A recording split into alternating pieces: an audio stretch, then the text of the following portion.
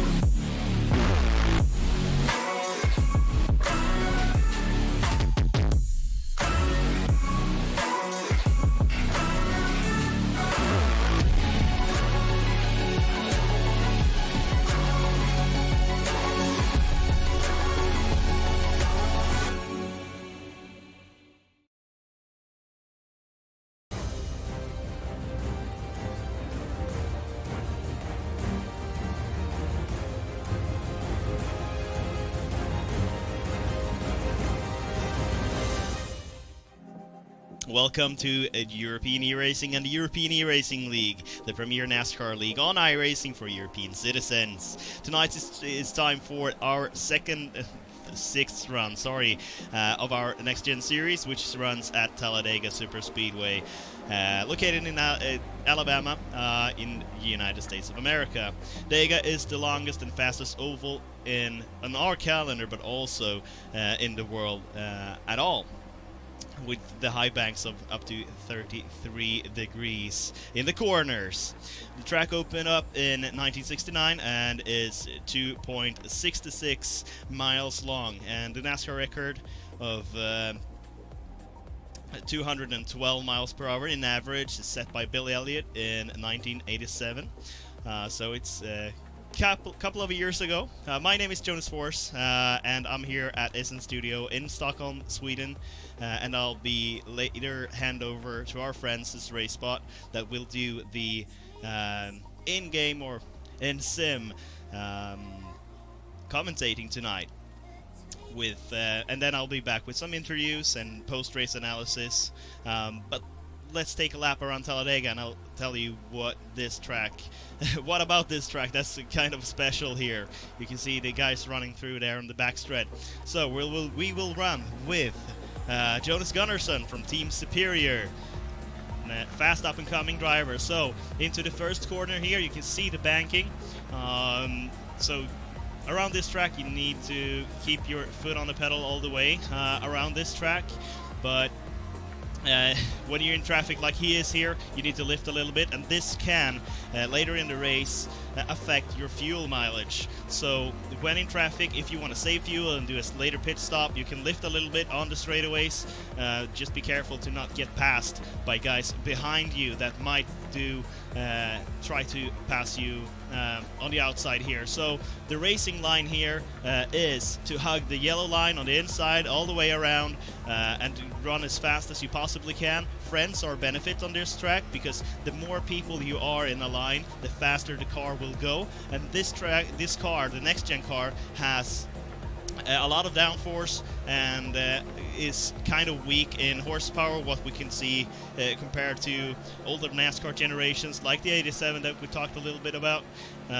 So if you want to do a pass here, you need to have friends with you. You need to be more in the pack in your line to go faster than the line inside. But also, when you try to do an overtake here, you'll slow both lines down. So if you are in a pack that's fallen behind a couple of seconds, and the guys in front are starting to fight each other, just line up in one line and you'll catch them in front of you. So a lot of strategy will play out here. On the fuel mileage, you want to have your friends around you as as many friends around you as you can. You see the three superior cars there working together, and that will be the key part here, and try to make the best out of your strategy tonight. Anyhow, once again, welcome back to the European E-Racing League. And last time we were on broadcast, you had Nicholas with you. He is in the production right now. We're starting our qualifying at 5:20, and then by then we will hand over to our friends at RaceBot. We race every other week on Sundays, and this, as we said, is our 6th race, and then we have 2 races left, one at the short track of Richmond and our finale at Charlotte Motor Speedway, another 1.5 miler. Anyhow, if you want to join the European E-Racing League, right now we're racing the next gen car. You need an iRacing subscription and be licensed in iRacing on ovals and 2,500 in iRating. So that's the requirements to run here. So this is a Premier League in Europe of oval racing. Anyhow, follow us on Instagram at European E-Racing, Twitch, the same address there, and on YouTube, and also on Facebook. But let's take a look at the highlights from the last race at Pocono. E-Racing and the European E-Racing League, the premier NASCAR league for European citizens. Tonight it's time for the 5th round of our Next Gen series, which is run at Pocono Raceway, located in Long Pond, Pennsylvania, USA. Tony Uberden very, very ready to push Daniel Solo to the lead right now. He's now in control of the field, waiting and making them wait a very long time indeed, but finally here's the gas and goes. And already has a couple of car lips on pretty much everybody right now. Uberden not able to help him in any way. Kevin Adam getting a lot of help here to the outside line, but they all form up on that outside, 3 wide through the middle. As you can see, let's hope everybody gets through. When there's 2 cars formed on the outside like that, there's no way you're going to be able to do anything on your own. Look at that, Solo and Blinked got themselves 1 and 2, purely by pushing each other to the front. It's all changing very, very quickly, and I have to admit that there's a lot more pack racing going on than I was expecting. Oh, it's in the background. There is a car on its roof almost. Lundberg. Looks like Lundberg, who has gone, he's gone over and over and over again. Goodness gracious, that is a huge accident. Yeah, it is going to be happening between Fournier and Lundberg here, right out of turn 3. I'm not sure what happened to Fournier. That just has a little bit of a wiggle and then just drags out to Lundberg, and these 2 collides, and then, yeah, this is ugly to watch. Eric Blick swinging wide for Andre Solanda, who's going to lead his first laps of the day. That's very important, of course, Stefan, because that means 5 more points to Andre Solanda in the championship. Yeah, Alexander Alitzson doing a very great job, and there we go, and now goes to the inside of the 140, that pushes him wide as well with a late turn in for the 24. Andre Cylinder, there we go, most definitely not happy about that. Absolutely not. Down the inside with less than 4 laps to go at this stage. The 5 laps younger tyres have played into effect and played into the hands of Hagman and Brostrom. And I think for the first time all season long, we're going to have a repeat winner through the final turn here at Pocono.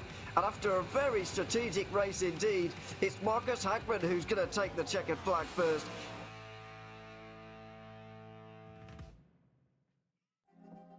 As you saw there, the team manager of 4C Sports, running for 4C Sports Academy here in this series, Marcus Hagman, winner of the last race, the leader of this race this season currently, before in front of Linus Brostrom from 4C Sports, and it's just a gap of 6 points, so that's barely nothing in this series. On third place, Eric Blix, Alkentech NHR by Neiman Racing on 612 points.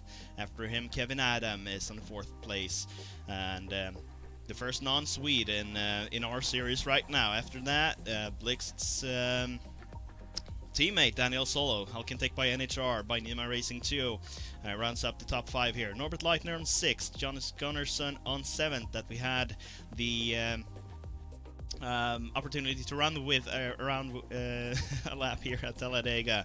Andreas Elander at 8th, also for the Neiman Racing team by Alkentech, or in the other way around. Alexander Arlson for 4C Sports on 9th, and Tony Ovinen for Prima Esports rounds up the top 10. And here is the rest of the list of your favorite drivers in the European E-Racing League. So in this race, friends are benefits, and I think that the larger teams and organizations will be benefited here. But we've also seen this kind of racing in the other cookie cutter tracks here. Alkentech NHR by Neiman Racing is the team leader here, and as you can see, there's no changes in positions after Pocono. 4C Sports in a 2nd place, about 50 points behind the Alkentech guys. So 4C Sports Academy on 3rd, wannabe SRT Yellow is on 4th place, and on 5th place Alkentech NHR by SimLab. So the top 5 is rounded up by 3 teams right now, or 3 organizations, divided into 5 divided into smaller groups of teams, since you're only allowed to run with 3 drivers for each team, and the 2 best finishing drivers are collecting points to the team's championship. And the system is as works the same for the country championship, where the 2 best finishing drivers from each country collects points for their nation in the Nations Cup here. Sweden is on top right now before Hungary, then France, Spain and Poland on 5th. Czech Republic is on the 6th place, and Ireland on 7th, Finland on 8th, Switzerland is on 9th, and the top 10 is rounded out by the UK with 231 points here in the European E-Racing League. The drivers are competing about this nice prizes from Cooler Masters. Some coolers for the first prize, a case for the 2nd place, some fans for the 3rd place, and 4th and 5th place, some mouses and stuff. And from Logitech, this nice stuff, the Pro Series gaming headset and mouse for the winner, and a cloth gaming pad for 2 there. For the winner from Logitech. And here are the prizes again from Cooler Master. And also they're competing about 1,000 euros that will be distributed over the top 10 from Eason Studios. So right now we are looking into a short little commercial break before we will be back, before the handover to our friends at RaceBot.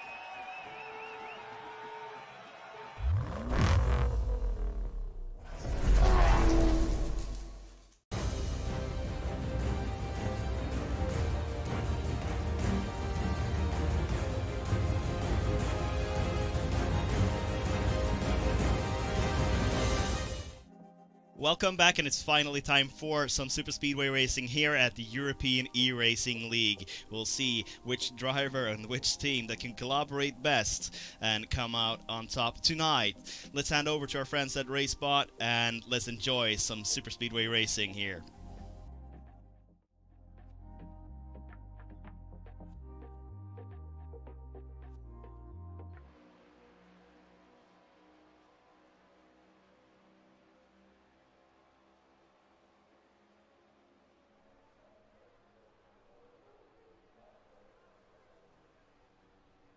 Hello everybody and welcome to Talladega for the 6th round of the European E-Racing League here for 2021. A big thanks to the guys in the ESEN studio once again for the pre-race show that we've just had before the broadcast gets underway for qualifying, and then indeed the 85 lap race that we have coming up here this evening. We're only 3 rounds away from the end of the championship as well, so things are really starting to hot up as we head to the lesser known of the two super speedways that have been used on NASCAR's calendar for many years now indeed. It's bound to be exciting though, because all of the races at Talladega are. So taking you through the day, it's Ewan O'Leary once again alongside Stefan Stryker, as we have been for much of the season.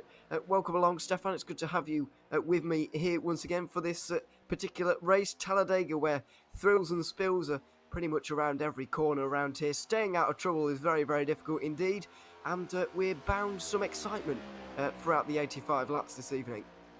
Yeah, most definitely, because as you said, Talladega always produces one great show in the Cup Car Series, and so we most definitely can look out for a very great race in this evening. Obviously, the drivers right now out on the high banks for qualifying, but as we all know, it's a super speedway. This is all but a formality. Doesn't matter whatsoever for the rest of the race, because they have 85 laps full of draft strategy, because it's not going to come down to fuel or tire management, because obviously you're gonna run your tank as dry as possible, pit as late as possible, get your draft mates together, and yeah, that's basically it. It's gonna be draft management race. You want to be there at the very last lap. That's where it counts. That's where you really need to be, handing out all your good cards. That's where you need to be right at the end. We're just looking at qualifying. You're mentioning drafting there, and it is going to be very important throughout the race. But throughout qualifying, it isn't going to be very important at all, because it's a private session for all of these guys. And so they're out on their own, basically, and they're just able to go around by themselves. It's not a difficult track to get hold of if you try and drive it on your own. It's not difficult to get around here on your own. However, there is an art to qualifying in terms of building your speed around here and then using kind of the path of least resistance to get around here. So although you say it doesn't matter here, Stefan, the qualifying session, and it doesn't really, there is still an art to getting pole position around here, and I guess there will be some people who would like to stay out of trouble and would like to, or at least think that being at the front is the best way to do that. Yeah, exactly. I mean, obviously, you either always want to be at the very front or at the very back of the pack, because that's where you most of the time have the least troublesome aspect of your racing, because obviously if you're right in the middle of the pack, that's where most of the shuffling is gonna happen. Now, talking about the art of qualifying, Talladega is most definitely a little bit different, even compared to Daytona, because at Talladega, with the high bankings and especially the wide banks, you can actually gain a lot of speed, because in these fixed setups which we have, they run with a full fuel tank to start with. So they are running all the way as high as possible for the first lap, and then only at the start finish line dive down back on the low line, and then you really want to hug that yellow line as best as possible around the full lap here at Talladega, and even, as you can see in the short shoot, drive over the yellow line to get the shortest distance possible traveled, and that's exactly what you have to do. But as you can see on the left hand side of your screen, it still is quite a big difference between even just the top 5 for what seems to be just follow the yellow line one lap around. Yeah, absolutely. It's it does show that it's not easy. It looks very easy, of course, but going fast around here isn't as easy as it seems sometimes. Only a minute to go here. Linus Broström comes over the line to begin his one and only flying lap as Robert Erling goes to the front right now. Daniel Solo just beats him out there as well as we're getting towards the end of qualifying here with a 51.8. The times at the end coming in and getting a little bit faster. Broström is the only man in the field not to have set a lap time just for the moment as Bertrand Fourniret gets up the order as well for France into 8th position right now, about halfway through the field, exactly where you don't want to be, as Stefan was alluding to there. But Broström here in the final 30 seconds of qualifying, we'll see where he can get up to, since he is second place in the championship, just 6 points behind Marcus Hagman.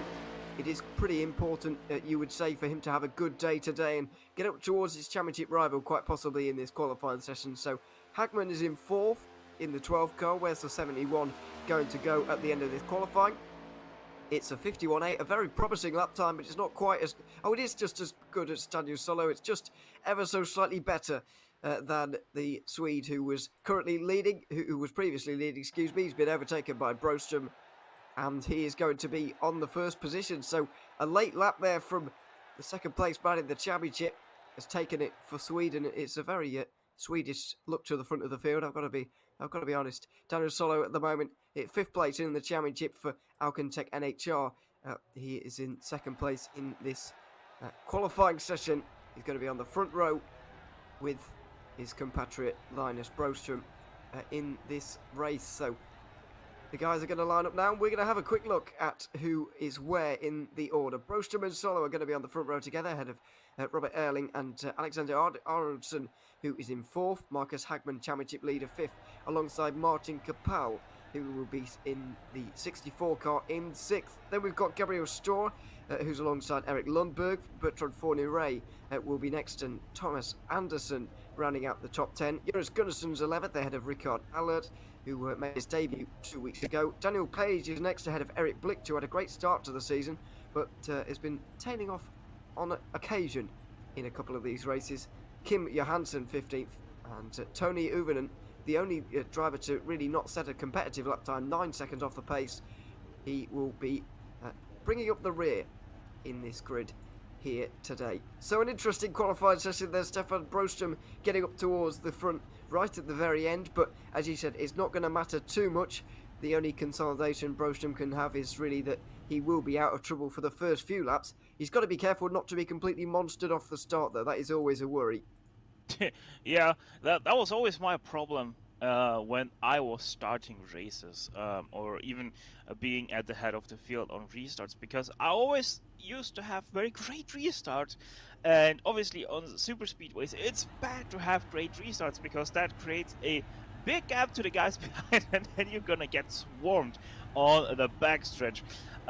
So that can always be a little bit tricky. So you're gotta have good starts, but not too good, because you don't want to lose the field behind you, because obviously that gives them major draft and you're gonna get swarmed on the backstretch. And you know, a very interesting tactic from Tony Uivonen, because you can pretty much spot what he was going for. Being 9 seconds off, he most definitely wanted to make sure to start that last.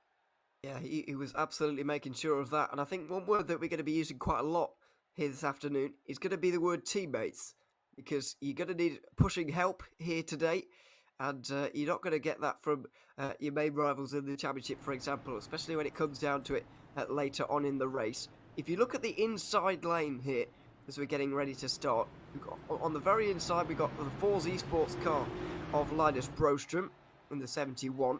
Then in 3rd position, also Robert Erling in the 82 car, a Force Esports Academy car. So they're technically part of the same team, even though if they're not officially in terms of the team standings, they're technically part of the same team.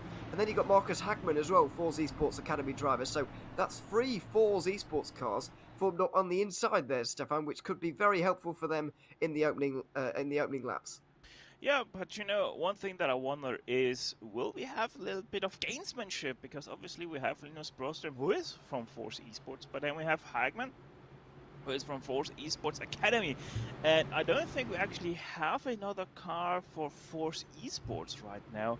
So basically, Linus Broström, even though they're on the same teams, there's technically the thing that he is completely all by himself if the Academy guys decide to work together.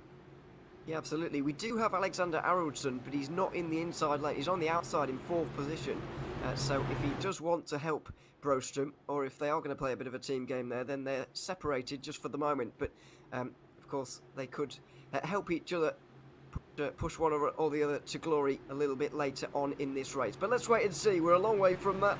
85 laps around the Talladega Superspeedway.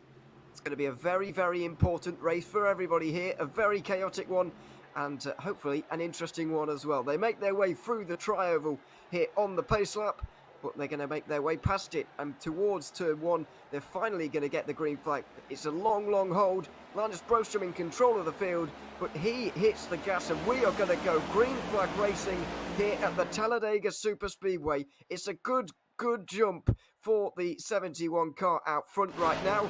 Aroldsson immediately goes to the bottom to join up with his Force Esports Academy teammates and Force Esports normal team Academy teammates as well. Through turn 1 and 2 they go. It's single file out from front. We suspected this might happen. The teammates all on the inside line together. There's 4 of them pushing each other right now, and they're breaking away from the rest of the field already by the looks of things.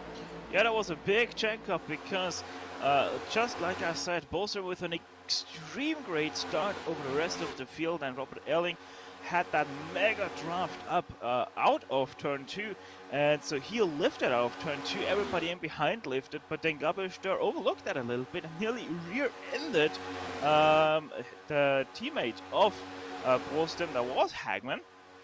And so it all opened up a little bit of a gap, because all of a sudden the field had to spread out, not to hit each other already out of turn 2 the first lap around. Linus Broström, having led the first lap of this race, has already earned himself 5 points for leading a lap. I'm sure that many others will be doing the same here a little bit later on, as the top 7 or so just begin to break away from the rest of the field. Bertrand Fourniret is not happy with just running single file, so got alongside Kim Anderson briefly. He slots down in front of Lundberg, and you can be sure that the 17 had a bit of a fright there and had to check up just a little bit.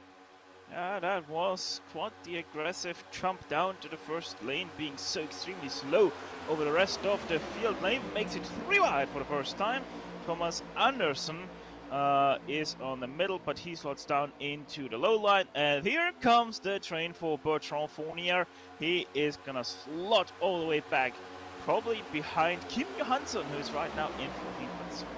He wasn't quite able to get down into the bottom lane like he did on lap 1, and so, or lap 2, excuse me, so he's had to go all the way to the back of the field, and it looks like Anderson is going to feel the same effects here. The number 83 car of Thomas Anderson briefly stepped out of line there to try and get ahead of Lundberg, but it's seemingly not going to work, especially if you don't have any help on that outside line. It's a long, long way to the back of the field, and Anderson is going to be feeling that effect in the next few moments. He's seeing going door to door there with the 33 of Gunnarsson.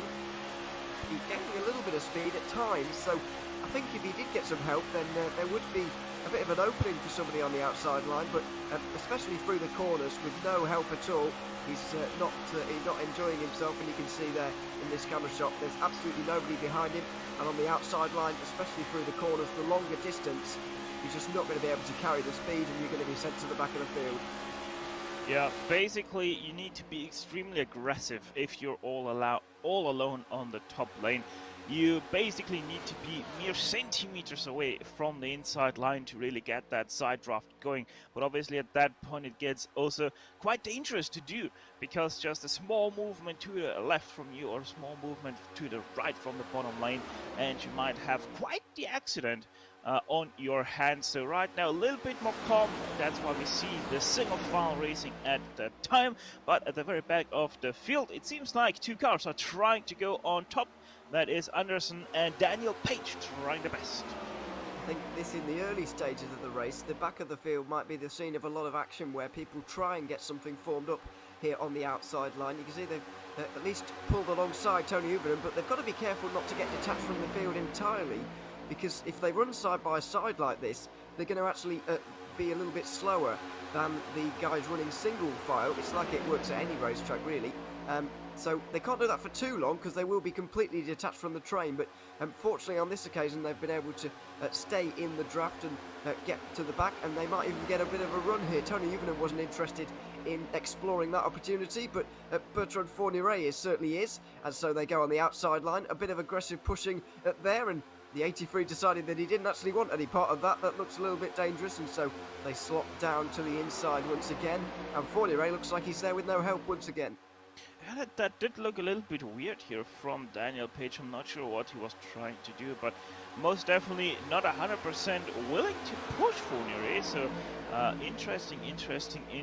It's now the 19, and I think that is once again Anderson. Yes, it is on the top lane, the 83. So they switch around the 83 now ahead of the 19, and Fournier is trying to slot up in behind, but he is losing ever so slightly the draft right now.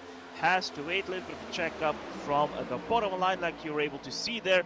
And here now comes the 3-car train. Let's see if they can gain something. They're finally getting somewhere by the looks of things. Well, I say somewhere. They're getting alongside Eric Blicht at the moment, and they've just got quite a big gap between them there, so that's not going to be particularly helpful for their run down the back straight. But finally, some promise here on the outside line. We've not seen very much of it in the opening 7 laps of this race.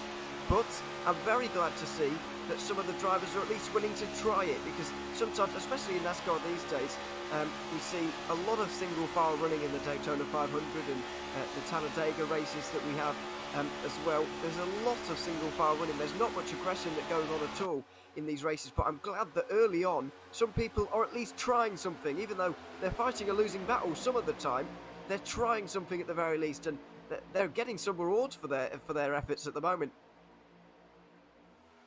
Yeah, most definitely. At least right now, it's not very well organized, that bottom line. And that's why we see these top drivers to really be able to catch right now. Normally, you wouldn't be able to do that with just 2 drivers. Now we have a 3rd car jump up high. That is the teammate of Daniel Page, Rickard Allard. That is. Let's see how he can perform up top. And now 3 cars. That should work a little bit better, but obviously in the turns they are losing a little bit of that integrity of the top line. It was a little bit of a slide there from Thomas Anderson, but it's exactly what I was talking about. They are trying, but they're not very well organized. Now even Thomas Anderson goes top, so makes it 3 wide here. This is not working out very well for these guys. They need to have that consistency. They need to stay front to back. It just doesn't work if you're not 100% organized. I have to say, as soon as Rickard Allard got to the front of this group here on the outside line, that group was immediately going absolutely nowhere, and for some reason Thomas Anderson was a lot better at going on the outside line than Allard was. And you mentioned it a little bit earlier on. There is an art as well to going on the outside line. To a lot of people, over racing in any form really, but especially the super speedways, it just looks like people driving flat out in a circle, just turning left for 85 laps, and then by some miracle, some lottery, by avoiding the crashes, you basically win a race. But that's not really how it works. There is a real art to it, especially running on the outside line. I think we saw it there. Anderson was able to do it a lot better than Allard was, and you saw as soon as the 302 got in front of those guys, the outside line was immediately stalled out. And so you do need the right combination of guys to make it work, and that's what they're trying to work out at the back right now. Yeah, you also need a great pusher, because if you're not a great pusher, if you're not always right on the back end of the car in front of you, and you're not 100% squared out on the back end of your front car, you're not going to be very efficient at pushing. Sometimes you can also stay a little bit back and just push with your front aero, because you're always pushing a little bit of an air cushion, so to speak, in front of your car. And even that, or you can give the car in front of you a great boost, but you have to be careful to not be too fast at running up to the car in front of you, because then you give the car in front of you a great push. You yourself slow down, even if it's just 2 miles an hour. That is already enough for yourself to lose that big pull that the car in front opens up with a big aero pocket that these cars develop behind themselves. And that will then already destroy the top lane, and you have to slot in back behind of the bottom lane. So you really have to be careful. You really have to think about what you do. You're not only having to manage how square you are to the car, but also how far you're behind, how fast you're catching. Sometimes it's even good to lift off a little bit while you're catching the car in front, just to make sure that once that push on the front car comes in, that you yourself are not losing them too much to all of a sudden no longer have the beneficial to once again catch up. Yeah, absolutely. It is a very fine balance and a very fine art to make it work. We're seeing Bertrand Fournier and Thomas Anderson trying again on the outside line very briefly there. Two of the biggest animators in the race so far. You can see how they're just lifting off ever so slightly and letting Anderson in. I think he'd rather be at the back right now, and I don't think that was by accident either, as Daniel Page just gets onto the back of Fournier now and decides to get something going maybe. Thomas Anderson joining in as they just get past Tony Uvinen, who's spent... I don't know if you've been noticing this, Stefan, but... Oh no, he's gone wrong! Oh! He's gone wrong! He's got it to the side of Anderson, and Anderson, the 83, into the wall in a big way, I'm afraid. Oh dear, they were both below the apron, so we stay green just for the moment, but I was just about to say, Tony Uvinen has spent most of his day lifting off at the back of the field, trying desperately to stay in last place. But this is when it can go wrong, even at the very, very back. You're not always safe around here. Yeah, not at all. Now, Tony Uvinen, you're gonna see it after entering the dog leg here.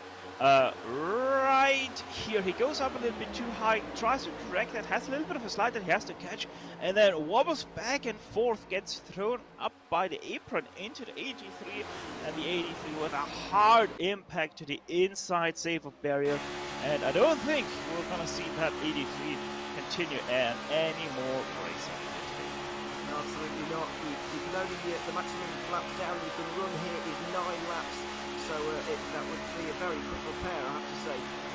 Uvenen's about to appear on our right hand side, there he is, and just doesn't hold the yellow line down at the bottom there, and straight into the side of Anderson, who suffers a very big hit indeed. Firstly with the front, which has taken most of the damage, and then a slight tap on the rear as well, which is fairly academic at this stage. The 83 is probably going to be our first retirement of the day.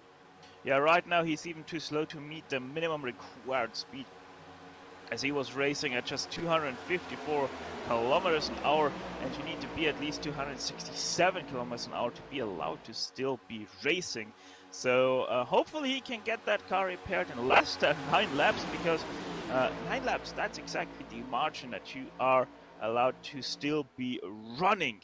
Now, obviously also Tony Uvinen completely lost the back end of the field with all of that, only running 290 kilometers an hour, where Kim Johansson, the back end of the pack right now, 313, 14 even kilometers an hour.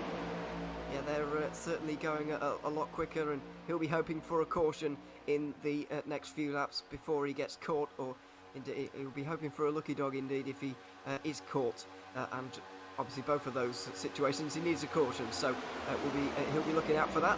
But we're finally getting somewhere on the outside line now. As we were looking at those replays very briefly, the chaos that has been created at the back has allowed a bit of a group to form on the outside line here. It involves 3 drivers.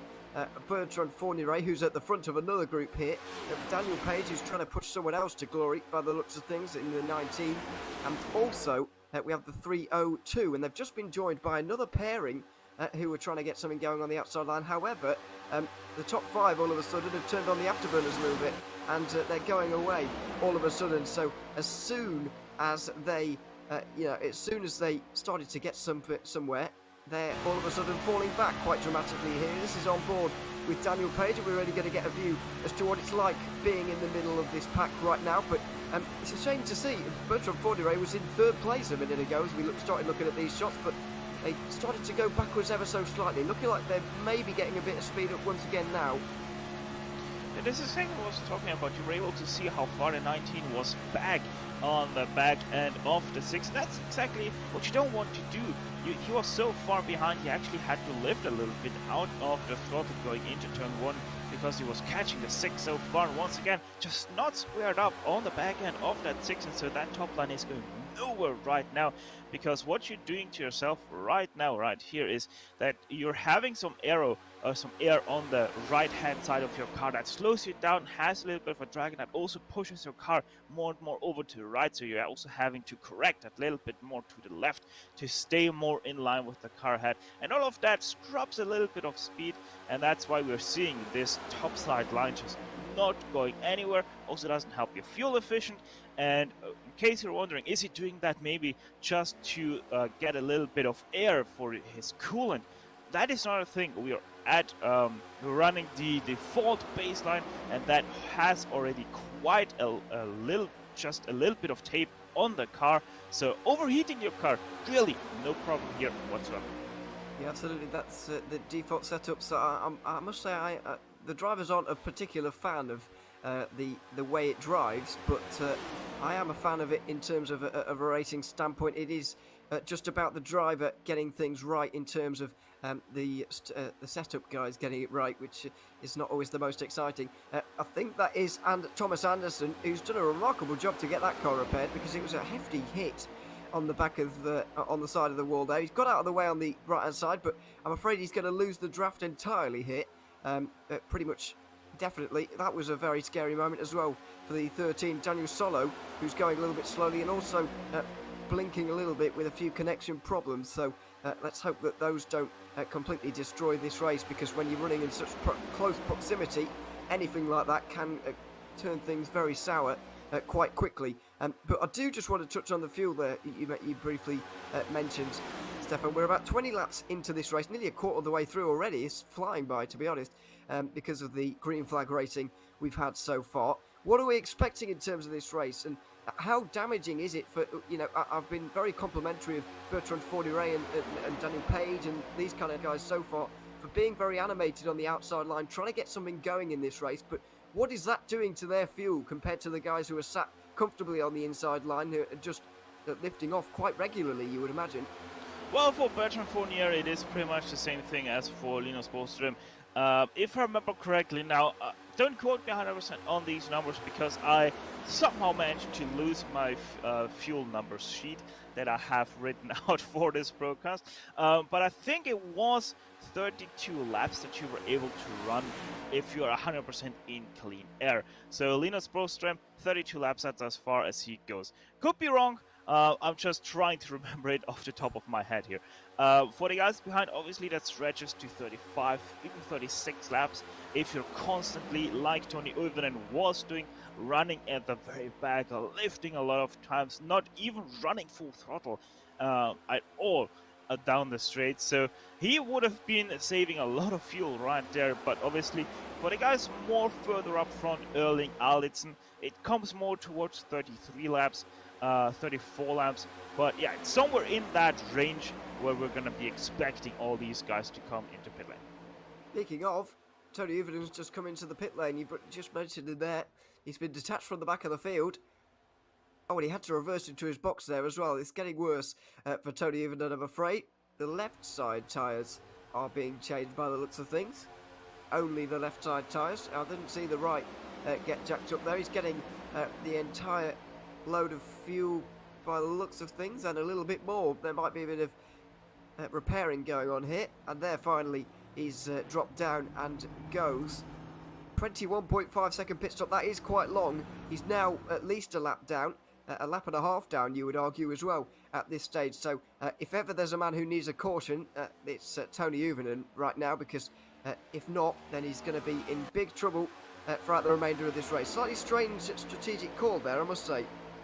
Yeah, for Uivinen, 100%, he was just too damaged, probably, was losing a lot of speed. He was only doing 292 kilometers an hour, so a little bit expected for Uivinen to come into pit lane, if you're honest, thinking about the damage that he probably has. Also, as you can see on the left-hand screen, Anderson, the 83, into pit lane. That is him 100% sure of that, retiring now, because he was still only able to reach a maximum top speed of 265 kilometers an hour, and that is still 2 kilometers an hour slower than the minimum required top speed that he needs. But once again, he is out of pit lane, and there comes Tony Uivinen. Well, this might be helpful for him because he was running on his own before, but now he might have a friend, although I think Tony Uven is just going to have a little bit too much pace for him out on the... Oh dear! Oh dear, oh dear. Well, that is going to be the first caution of the day. Tony Uvenen and Thomas Anderson both involved in that accident, and both of them are going to be presumably out of this one, out of the particular race. Let's have another look at what happened here. Doesn't look... I don't think we can say this is an accident at this point, I'm afraid. Tony Uvenen and Thomas Anderson come together. And there we have it. Of course, if you were with us earlier, these two have already come into contact about 10 laps ago. It ended up with Thomas Anderson having big damage. Tony Uvenen was detached from the pack as well, but now they're both certainly detached from the pack. And that was quite a shaky driver going up and down the bank in there, I'm afraid. So that is the end of both of their races, and a real shame. A real shame to see for both of them that they are both out. But it does open us up now to a completely different race. 61 laps to go at the end of this one. The pit lane is going to be open. I believe this is 3 and 4. It is indeed. And so you'd imagine, Stefan, we're going to see everybody coming down here. Yeah, 100% everybody's going to come down. Nobody is going to be willing to stay out with just presumably a few laps to go in their fuel stint. And it obviously also splits it quite nicely, because after this stop, they only need one more stop to be good to go to the end of the race. So every single car of the 14 that we still have running are now going down in their pit stops, and this could be really interesting because we're gonna see how much people were able to save, and if somebody's only gonna take 2 tires right here. Yeah, absolutely. Who's gonna take 2, who's gonna take 4, and so on and so forth. Let's see. There's the Force Esports guys at both Academy and the normal team getting out. 24 car leaves first. It's not Linus Brostrom. We're going to have a new leader by the looks of things. There's cars everywhere. Daniel Solo has gained a few places there, I believe, maybe 1 or 2. Looks like Brostrom, because he was running out front, probably needed more fuel than everybody else, and so he has dropped down the order a little bit. So it's Araldson who has taken the lead out of this one. Where is Brostrom? He's a long way down. 13th, there he is in our camera shot. I was looking for a black and gold car, but I realised that's not that's not quite the livery I was looking for. Brostrom, a long stop, and there's the replay. Oh, he had to reverse into his box. We're going to get a better look at it here, Stefan, but the pit stops are so crucial around here, and you cannot afford to be doing this. Yeah, he overshot his pit box by quite some distance here, but half a car length is what he overshot it, and then even had to go forward once again. So, disaster for Linus Brostrom, because he reversed and still was off line to where his pit crew needed him to be, so that's why he had to go forward and once again back to be lined up with his pit crew. Robert Erling also had to, I believe, reverse there as well. He lost a couple of seconds in that last pit stop cycle, and he's dropped out of the top 4 down to 7th position now in the 82. Eric Blichter's had a good stop there. He's into 8th position now. Who's done well out of that as well? It looks like most of the others are in a fairly similar position to where they were before. We've got Araldson now leading.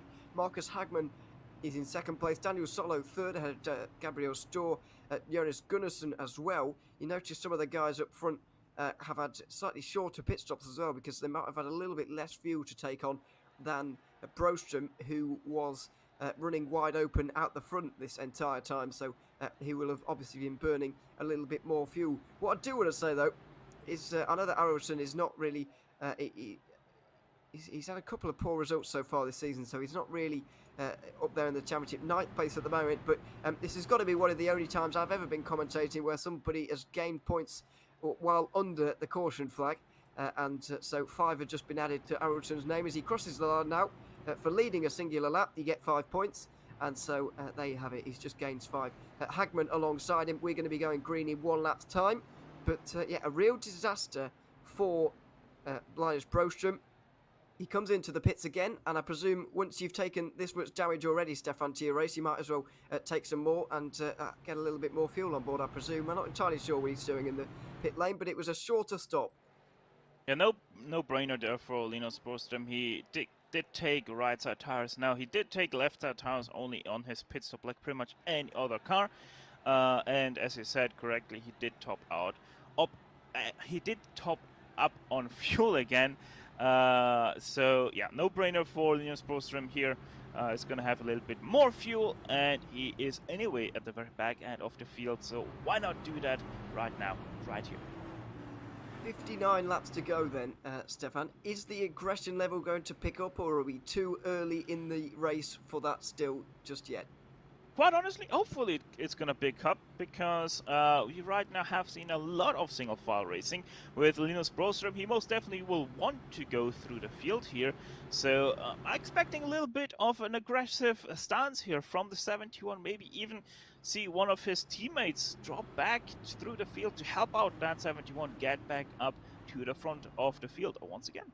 Yeah, absolutely. It's a very big possibility. We've got the Force Esports cars are not formed up on the inside line like they were before, 1, 2, 3 and 4 either, which might help a little bit. They were kind of creating a bit of a force field around the top 4 positions that nobody else was really able to get anywhere near. They briefly got alongside Robert Erling, but they really didn't get to anywhere on the outside line, the likes of Fournier, Page and all of those guys who are on the outside line. Now everybody's scattered everywhere again. Where is this race going to head? We've had 26 laps so far, a couple of incidents, 14 cars remain in the lead lap and undamaged as well for the most part, with 59 remaining. One more pit stop as well to make.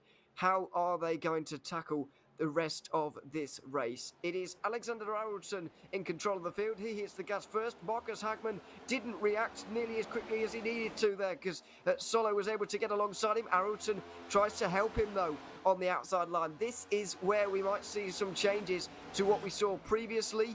We've got the previous race leader Linus Broström right out the back of the field in 14th position right now. Hagman and Arvidsson on the outside line. Arvidsson tries to help his teammate at the moment. Hagman, the championship leader, tries to push the purple and gold car to the front. Solo is blocked as well on the inside line. They all stuck up. They all get a little bit loose as well. It's getting tight racing now, but Hagman is going nowhere. He's going backwards. Yeah, Arvidsson tried to help out Hagman. They were clear for a split second, but they decided to not jump the lane there. And then obviously Arvidsson had to go back down again because the push was coming in from the 13. It was a good jump down to the bottom, so the 24 at least stays up front right now for Force Esports. But obviously Hagman all the way back to the back end of the field. Even Robert Erling has now passed him. And here we go, the 71 has caught up with D12. Yeah, now, so we do have a couple of teammates, or at least a teammate to help Linus Broström here, but I don't think it was intentional. Now Force Esports begin to form on the outside line, and 3 drivers immediately recognise that and want a piece of the action. Around the outside goes Rickard Allard. He wasn't really able to get anywhere the last time he was leading a train, but this time around he's got Lundberg behind him, and Johansson, goodness gracious, the speed they have on the outside line is monumental, and they're about to head into 3rd place by the looks of things. Allard has really got ahead of steam right now. Hagman and Broström joining up. This is the most promising we've seen so far. The overspeed they had through turn 4 there was mighty, and now we really do have a race on with 6 cars forming up on the outside line. Gabriel Storr under pressure for 3rd position right now. He's being held very close to the inside line. It's getting all very close now with nearly 30 laps complete in this race. The Force Esports guys are on the outside line, and Rickard Allard is finally getting somewhere. The outside line getting a bit of momentum briefly there. Yeah, for the first time, Rickard Allard actually has somebody behind him that can push, and you can immediately see the difference that top lane is making. But now everybody jumps in back in line with the bottom lane, so these 2 guys are pretty much left out to dry here. Actually, there might be a car jumping up top. No, decides against it, Jonas Gunnarsson.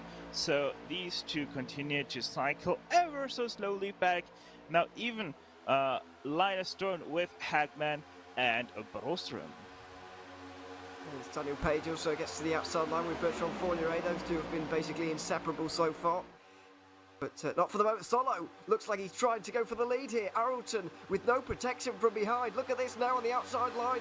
There's a number of drivers. The 13 tries to go for the lead. Gabriel Storr fills that void and tries to help him along. And Arlton looks like he's going to hold on here. Around the inside goes Hagman.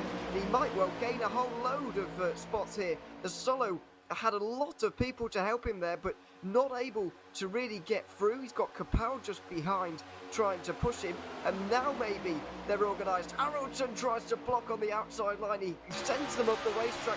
They're next to the wall basically. Kapow pushes Solo, who does get to the lead now. Arlton, with very little help, is going backwards on the outside line and finally taking the front. Yeah, wait for it though, because now we have 4 or 5 cars lined up on the bottom side. 3 of them are Force Esports cars, so there might be once again come a big push from the bottom, but they have already 3 cars ahead of the bottom. Here comes the Allison though once again. His line is Stern with second place 64 car. Now comes up to the rear bumper of the 13. Here comes once again the train on the bottom side.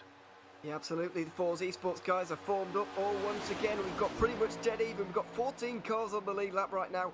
We've pretty much got 7 and 7 on the outside and the inside, although it's 8 on the outside line and 6 on the inside. So even with the extra 2 cars of help here, the inside line is still advantageous. It just shows how difficult it is to make the outside line actually work here. Despite numerical advantage here, they're still not able to go quicker. Yeah, and now Prost Oh, did no, fall back come a on. little bit. Oh my Crashes goodness, happened that already. is happened. Oh, there's cars everywhere. Daniel Solo at the front spins around. There are cars caught up in that all over the place. Arlton and Storr look like the only ones who have really got away with that unscathed. We've seen our first big crash of the day, and it comes on lap 32. This is the look from the aerial shot here. Stefan, it's going to be a very nasty watch. Yeah, it's gonna be a bad push from the 64, just not lined up perfectly to the rear bumper of the 13. A little bit of a wheel there already from the 64, and then here comes the second push, and just look, just ever so slightly offset, pushes the 13 to the outside line, has an overreaction to that, right into the 12, and that is right here. Not only a big crash, but also championship implications, because Hagman is our current leader. Marcus Hagman in the 12. Just watch the third car on the inside line. There he is. He's going to get caught up in this. The championship leader. I'd be interested to see how Broström and Blixt got through here. The other 2 main contenders. Where are they? The 71, you can see the gap forming just in front of him. He might have had time to slow down. He goes to the inside, just Broström, and he gets away with it. I think Eric Blixt might have been following him through there, but you saw Hagman had big contact there. Very big contact for the championship leader. This championship is going to change. This is on board with Broström. Fantastic avoiding driving here. Yeah, he was extremely lucky. There's the incident. Immediately goes to the inside, even down below the yellow line. And that's pretty much what saved him there from being collected in a much, much bigger accident than he probably would have wanted to witness. This is Eric Blixt as well. We saw the opening round winner of this championship. He's on the outside line. That's where all the trouble is. You can see Kapow already getting mightily out of shape. This is the 95 car. There's absolutely no way he's going to be able to avoid this. Surely they come to the outside line. Blixt is caught up in it, and he hits one of his rivals, Hagman, as well. So Blixt and Hagman both turning around there, both getting involved in the accident. Blichter was second place in round 1, by the way, but did lead a whole load of laps and scored a whole load of points throughout the entire season, really, with a couple of podiums. So Blixt also involved in that one. There is Linus Broström, though. We have 6 cars on the lead lap who are undamaged and who have gone past the pit lane at the moment. Stefan, the race is against the clock, not in terms of what we see in NASCAR in real life, but in terms of the crash clock or whatever. We don't have any of that, but we do have a real race to get those cars repaired down in pit lane right now.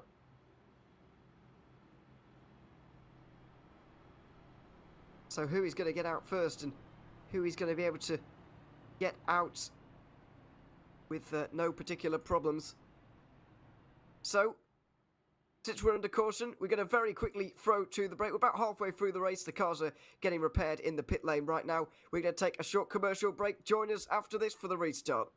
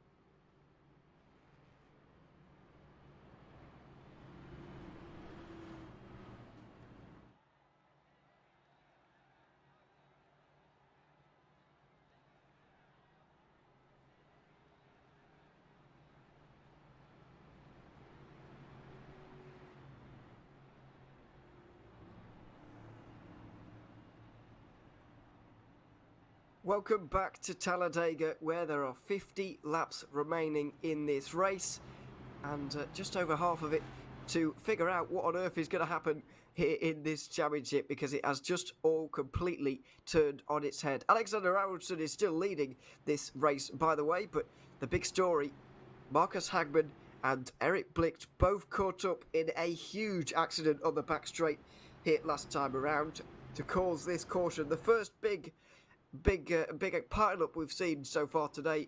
Stefan, the race is against time in the pit lane right now to get some of these cars repaired. Looks like 11 cars have been able to get on the lead lap at the very least. Yeah, that's all we're gonna have probably for this remainder of the race. 9 cars are still what seems to be undamaged, so at least we still will have a good pack racing here at the top of the race for the 50 last laps. Let's see how this is gonna turn out. Absolutely. Hagman is that car you can see just at the back there. Brostrom third position on the inside line here. He's going to be pushing his teammate Aronson off of this restart. As you mentioned, 9 cars in the pack at the moment, but there are 2 of Daniel Solo and Eric Blicht. Oh goodness, Solo really with a head of steam coming up towards these guys. Eric Blicht is going to try and get towards them as well, but he's not going to catch the pack by the looks of things. There he is in the background. He's going to try, but doesn't look like he's going to be able to. We believe there are 8 undamaged cars standing out there at the moment, and you can already see who they are. Stefan, Hagman is not able to stay with the pack by the looks of it.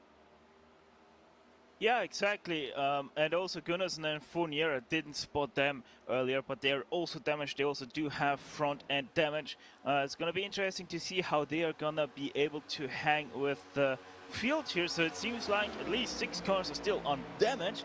However, it's going to be interesting how that damage is going to affect the guys in behind, because if that damage isn't too bad for Fournier and Gunnarsson, they still will be able to have a great rest of the drive. And what is Kim Johansson doing? Where on earth has he gone here? 50 laps to go. He's in the pit lane for some reason. Has he in some way broken the rules on the under the caution? Yes, on the restart. Kim Johansson jumped to the bottom lane and overtook the 16. That is not allowed. He overtook it on the left side. And so that is why he is in pit lane and is serving a stop-and-go penalty. You're going to see it on the replay here. Maybe quite nicely. There we go. So the 14 is going to jump to the bottom lane right here. And is going to overtake the 16 before the start-finish line. That is not allowed.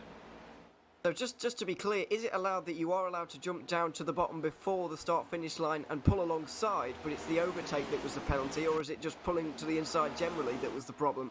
No, it is the overtaking. That is the penalty right here. If he would have overtaken on the outside, that would have been good, but because he did it on the inside here, you can see it quite nicely on the slow-mo, but half a car length he is ahead of the 16 come the start-finish line. So if he would have overtaken on the outside, perfectly fine, no issues there, but because he jumped to the inside and then overtaken the 16, which was the car ahead of him in line, that right there is the penalty. You can see why, because the 16 got a horrible restart, but it's still not within the rules to be able to do that, so penalty for Johansson, I'm afraid. Kim Johansson, who is now a lap down because of it, and a long way down from the rest of the pack as well, so that is a real shame for him. And some of these cars are in a lot of trouble. A little bit further back, we've got 7 cars in this train now, so 2 of the damaged cars you referred to there, Fournier and Gunnarsson, I think they are able to keep some kind of a pace, so they've been able to get away without much damage, but you can see the likes of Hagman, Blix and Solo are all very badly damaged in this race by the looks of it. They're losing heaps and heaps and heaps of time already, and we can already see which 7 cars are going to be in contention, maybe which 5, because Gunnarsson and Fournier go side by side and have completely shot themselves out the back of this train. Yeah, gonna be interesting now with this dynamic. 5 cars is what we have left now in that top train. So Fournier and Gunnarsson is only gonna be able to fight for whatever position they can grab right now. That is 6th place. I don't think that Johansson will be anywhere close to them. Where is he actually? Oh, so he's now going into the dogleg here. So yeah, Kim Johansson quite far behind. Don't think he's gonna be able to catch them anytime soon. So lap 40 of these 85 laps. Gunnarsson, Fournier out of the picture, maybe even Daniel Page, because he is sort of losing the front fork. He has a little bit of rear end damage. Yeah, absolutely. It's hard to find cars out there at the moment that are not damaged, it's fair to say. Erling and Kapal still in the pit lane right now. They're very close. They're about to be 7 laps down as they cross the line here right now. It's looking unlikely that they're going to be able to stay in this race. Have you also, I know you've been looking at the damaged cars, Stefan, and looking at the minimum speed, which is around, I think, 267 kilometers an hour that you have to reach as a car around here at the moment. But how many cars are actually below that? Are there any cars that are not actually reaching that at the moment? Yeah, so 267 kilometers an hour or 165 miles per hour. That's what you have to meet as a minimum requirement. And right now, Solo and Blix are exactly hitting 267 kilometers an hour on the straight. They aren't hitting that in the turns. I wonder a little bit if that is going to make a difference, because not always they're even hitting down the front stretch or back stretch these 267 kilometers an hour. So sort of expecting that Blix and Solo will be able, or will need to pull their car into pit lane anytime soon. Same thing is for Eric Lundberg, who is still circulating around the track. The number 17 is not hitting the maximum minimum required speed, just ever so slightly is hitting that at the back end, the end of the back stretch. And that probably isn't going to be good enough for your steward. So Eric Lundberg expecting to also be needing to pull into pit lane soon. Marcus Hagman, he is right now one of the cars that is still hitting the required minimum speed. He is doing 272 right now, so he should be good. And he's also doing that without draft, so that's very great for him. Robert Erling, another car, 255 kilometers an hour. Also, he is completely out of this picture. So, yeah, you can pretty much focus on the top 8, and that's about it. Yes, that looks like that will be the case. Capella's officially retired, by the way, because he is 9 laps down anyway. Oh, Allard, where's the hell's he gone? That is Page pit lane. Oh, well, there we go. He's back again now, so that's good. But Page just went to the bottom there just to make sure that he wasn't going to clatter into the back of somebody there. So that was good of him. Martin Capel, yeah, as I mentioned, has retired. But Erling, because he knows that he's about to be 9 laps down, has very quickly decided to get out of the pit lane and trying to meet minimum speed now, you would imagine. But we'll see if he can actually manage that, as Allard is losing the front three here for some reason, although he's not quite lost the draft by the looks of things just yet. He has opened up a couple of car limits. Is he trying to get a run here, maybe, to overhaul everybody, or what is going on there? Hagman gets overtaken there, so that's going to be quite soul-destroying for him, really. You're seeing one of your championship rivals sail past on the left-hand side there. There's nothing he can do at all. 8th place might be the best he gets today, unless something goes wrong for those in front. Yeah. There you're able to see what the difference of 30 kilometers an hour at the speed of 315 kilometers an hour really means, because that's the speed that Alexander Arlitson was doing when he was passing Hagman there. So, yeah, looked like Hagman was standing still at a whopping 270 kilometers an hour. Yes, it's quite a sobering thought, really, about that one. But there we are. We've got 5 for the lead then. And one thing that I will note about it, Alexander Arlsson still leading here, and he's probably led more than Broström did at the start of this race, I would say at this point. So those 5 points for the most laps led might be going to him soon. However, since these two are actually on legitimately the same team, and only one of them are in championship contention, I'm almost surprised they haven't swapped yet, in all honesty. But what I will say, out of these 5, they're the only 2 with a teammate here that might play into their hands in the last 40 laps. I'm not sure why you would want to switch to first place right now if you're the 71, because obviously right now you're not caring about the most laps led. You're right now caring about you're saving a fuel right here, and that's a shorter pit stop that you then can lead the rest of the laps after the last required pit stop that these guys will still have to make. So right now the 71 is in dreamland because he can save behind his teammate, who can control the pace a little bit so that the guys behind aren't able to overtake. That is a very good point. I'm glad you're here, Stefan, to keep me on the ground. So, yeah, that's a very good point. He'll be staying behind for the moment. And I guess the 15 points he would gain from second to first is a lot more valuable than the 5 points he would gain for most laps led anyway. So there you have it. He'll be staying behind for the moment. And it may well stay like this for the next 10 laps or so for these front 5. But how are they going to communicate all of this? I know the Force Esports guys are much more likely to be in connection with each other, as I believe Johansson makes his way through on Blicht and Solo. It looks like he's going at a much bigger pace than all of the guys around him for some reason, because he of course is not damaged. He's making his way through the cars who are 1 lap down. But yeah, how are they going to communicate coming down pit lane together? It's going to be, we could well see green flag pit stops here, and there could well be a differing in strategy in terms of these guys. So are they all going to make sure they come down together so that they don't end up on their own, or are they going to leave the Force Esports guys to do their own thing and the other 3 kind of form a temporary alliance to try and beat them? I have no idea how they're going to tackle this, really. Well, it is always a little bit tricky to come into pit lane from such high speeds with nothing more than steel brakes. Yes, these cars have the same brakes that you have on your road-going car.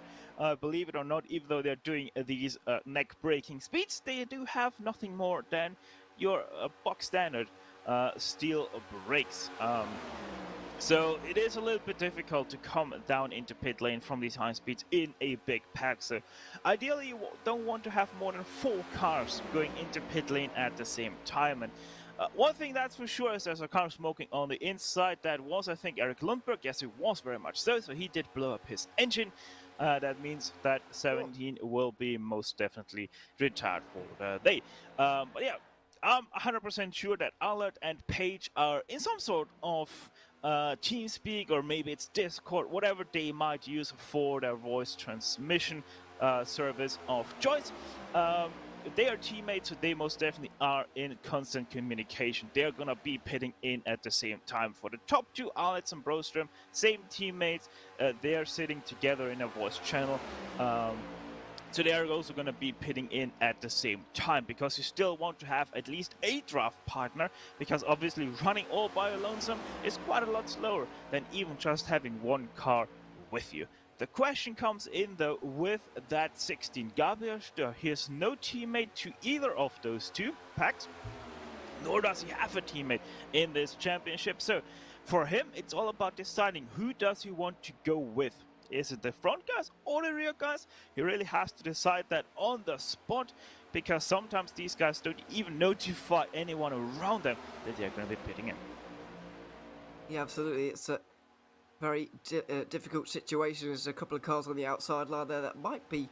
I was going to say Blixt and Solo, but it's not actually, is it? It's another couple of the cars on the outside line there. But either way, they're... Oh, it was Blixt and Solo, excuse me. So they're now 2 laps down on the field. I was just doing a bit of maths, by the way, while you were talking there, Staffan, about the championship situation, which may well be an interesting one coming up in the next few moments. Let's hypothesise that is that the right word? Let's imagine that Linus Broström wins this race and because he's obviously led at least one lap. I don't think he's going to lead the most. That might well go to Arulton. He's probably close to being Arulton already, actually, since Broström got the first 20 odd. Now the next 30 odd have gone to Arulton. So maybe it's up in the air either way. But at the very least, Marcus Hagman, with Broström winning the race, he's going to lose 60 points. And he's only 6 points in front, so he's going to lose that lead 54 points. That sounds like an awful lot here, Stefan, but at the end of the day, there's a lot of points up for grabs in these races. There are big points gaps between each of the positions, especially at the front of the field, so it's not all over if Hagman finishes in about 8th or 9th, which he's looking like doing right now. Yeah, it does sound a little bit weird that he had such a big crash and still maybe is able to finish in 9th place. But that's just how this works. We had a big crash, so he was one of the cars that didn't get too much damage, so he still can run out there and maybe pick up quite a nice load of points. But obviously Broström is loving this, because we're heading into, if I remember correctly, the last 2 races after Talladega. So yeah, it puts the 71 in a very favorable position. Yeah, absolutely. It's been a very interesting championship, I've got to say. There's been some good races, but most of all, there is an interesting championship battle happening at the front of the field. Unfortunately for Eric Blixt, things are not going quite as well. He was 13 points behind Broström at the start of the day, and even with the 150, Blixt finishing in about 10th position, 60 or 70 points are going to be lost by Blixt. So again, it's not all over for him, but it is a mountain to climb, I'm afraid, for him at this stage. That is Hagman going 2 laps down, by the way. So it's difficult for him to get back on the lead lap. So we had we went back to green on lap 40, if I remember correctly. Yeah, So wait, give me 2 seconds. This might just be a quick calculation here.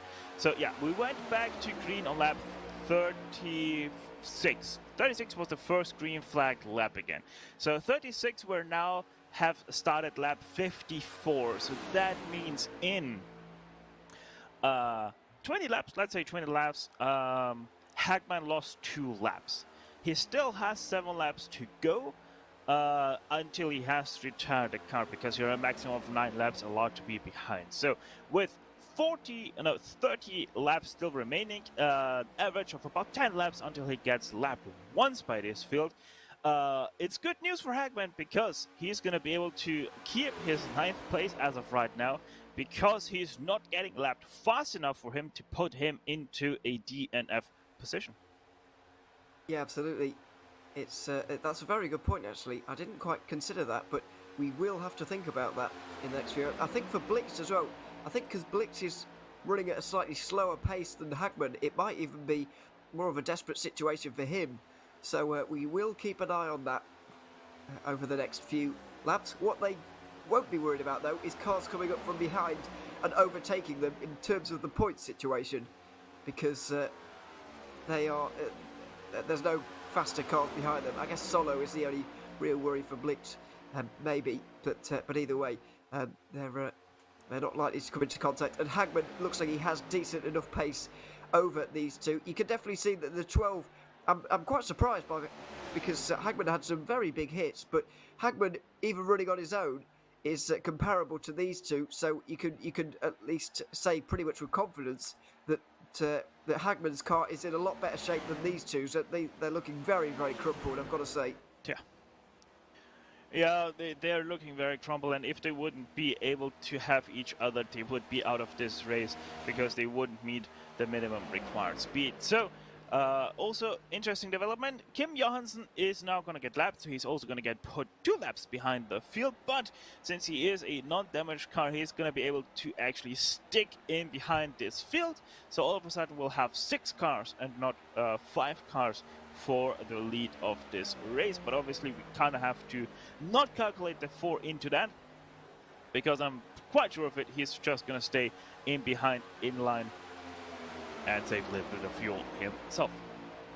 Yeah, shouldn't get involved. I think it would be a little bit frowned upon if he did as well, to be honest. So we'll see. Let's hope that he can get onto the back of the train, though, because it would be frustrating. Yeah, it looks like he will. He's caught himself in that little elastic band, and he's going to be flung back towards the back of these guys. Daniel Page, we were just focusing in on there, just at the back of this train. This 5-car leading train, with Johansson now getting himself there as well. When are the pit stops going to commence? We've got 28 laps to go. They can make it to the end from here, but when is going to be the right moment for them to do so?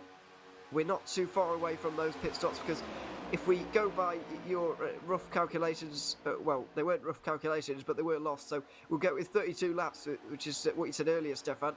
You know, we're just approaching on 34 for these guys. I know there's caution laps involved, and for some of them draft laps as well, laps where they're lifting off for quite a long time. However, we're still getting very close to that moment now where they're going to have to come in.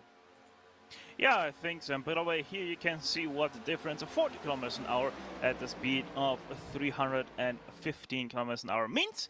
The 2 cars behind, yeah, they're only doing 270 kilometers an hour down the front stretch. So, pretty much like a freight train going past there. Yeah, no, it's going to be really interesting, because obviously you want to run the tank as low as possible. You don't want to leave a little bit in pit early, do like the undercut of things, because then obviously you have 2 cars versus 4 cars, and that always means that you're slower, because a 4-car train is faster than a 2-car train. So yeah, it is just like that. They're gonna all run to as dry as possible, pit in, and then have a short sprint till the end. So yeah, no, who's gonna blink first? Honestly, I have no idea, because it could be the front, it could be the back, it could be Gabriel Stör for some reason, and then someone pulling with him. Yeah, we're only gonna have to wait and see how this is gonna develop. It's developing into a very interesting one indeed. Only 25 laps to go very shortly, 26 at the line. Nobody dips below the white line on the left-hand side, though. Definitely until the pit stops here. Don't expect to see too much attacking of the 2 Force Esports cars up in front. We're expecting, or I'm certainly expecting them to stay in line until the pit stops, and then afterwards it may well kick off just a little bit, and there might well be a couple of opportunities, quite possibly, for them to make a go at this one. But let's see. They go down the back straight for the 60th time of asking here today out of 85 on the day. It has not been a long and difficult one for these guys, but it has been one marred by one particular crash down the back straight that we saw. Daniel Solo being pushed by Martin Kupau ended in a big pile up for everybody, and there are only 11 cars remaining. Here we go, all of them coming down, 6 cars all at once. Johansson joins them, so nobody trying to steal a march on the Force Esports duo up front. Now hit your marks, very, very important not to be reversing here, Stefano. You're going to be out the back. Yeah, pretty much. So you have to have a picture-perfect stop here. I'm not 100% surprised that Johansson decided to go with them. He has nothing to lose, so might as well come in with these guys to have a little bit of more fun and maybe even have a little bit of a say in who is going to win this race. And there you go, look at that. That is, I think that is Allard. No, that's actually Page. Well, Daniel Page has gone out and stolen a march on everybody here. The other four now come out together, side by side between Allard and Storr. We'll see. They better get themselves sorted out quite quickly because otherwise they're going to be in a bit of trouble. But Daniel Page now gets away from the rest. 2.5, 3 seconds is the gap as Fournier takes the lead. He didn't come down with Gunnarsson for some reason, but Page is in the lead, and importantly, he has Johansson up in front here, so he's not exactly on his own. He's not exactly going to be monstered down by these guys, but you would expect, since there's double the cars back here, they might well get to him. Here's Broström, done exactly what you said. He followed Aronsson for so long. He was saving fuel throughout that entire time, and now he's had that shorter pit stop. He's out in front of his teammate, and they're going to go and try and chase down this race win. Yeah, exactly. So this is gonna be interesting because look at who is in front of Daniel Page. Yes, it is the number 4 of Kim Johansson, and he, as I said, might have to say in this win, because if he can actually be fast enough to keep the guys of Broström and Allison in behind, and if Daniel Page can work nicely enough together with that 4, Daniel Page might be the winner of this race with just 23.5 laps to go. Absolutely, but there's a long way to go until that is going to be crowned. Fournier continues on his own out front, by the way, trying to... well, he's got his 5 points for leading, I suppose, but either way, he's only joined us last round, so not too much point worrying about that too much. Storr looks like he's going to catch up to the back of Aronsson here as well. He's going to have the help of Allard as well. There's the pit stop times, and you can see clear as day why Daniel Page is out front here, because he's had a 5-second shorter pit stop than we saw for the likes of Broström, Aronsson, Storr and Allard. And with the 2 cars in behind now catching the Force Esports cars, that pretty much means that Daniel Page is gonna get caught, because also I forgot that Daniel Page 19 actually has a little bit of rear end damage that obviously doesn't allow him to push as well as he might want with that number 4. And so he is basically not even able to get to the back end of that 4 to really give him any push whatsoever. So these guys are down about 4 or 5 kilometers on the straights, and that means that these guys now for 3rd place, Broström, Allison, Storr and Allard, are all going to close in, and we're going to have a nice 5-car fight till the end. We are indeed, but beating Linus Broström, I think, is going to be very difficult. Alexander Aronsson is going to be helping him a lot. Obviously, Storr and Allard are going to be trying to get on the outside, but as you said there, Daniel Page is not going to be great at pushing, given the rear end damage that he's got. So, I mean, technically it's 2 against 2 there, really, you could say. Though he might be able to offer up a little bit of assistance. We'll wait and see, because we've not reached that moment yet. We've still got 22 laps to go, 21 at the line. The gap is a second. This gap is coming down, and I think even if Daniel Page wasn't damaged at all and had a completely fantastic race car, the fact that there's double the cars behind is really not helpful. Broström is going to sail past these guys, surely. Looks like they might have to split the difference through the middle, 3 wide through 1 and 2. Broström is going to go to the front. Johansson, by the rules, has to get out of the way here because he's a lap car and has to pull to the outside when the leaders are coming up on him. So he slots in now. That might not quite be within the rules, but he's gone for it anyway. He slots into line just behind Daniel Page. So Broström now retakes the lead. Yeah, I think Johansson forgot a little bit about Allard, because he slotted in between Page and Allard, and then Allard had to a little bit of a brake check there for him, and I think there was also a Swedish sorry between the two. But yeah, either way, these 5 are there to fight it out, and I have to say big thank you to the 4, because he did what was right and moved out of the way of everybody, moved out of the way of the 12, obviously, the 19, obviously that meant that he is going to lose the lead with the 3 cars just moving past. But this gives us a great spectacle with the 5 cars remaining in this race.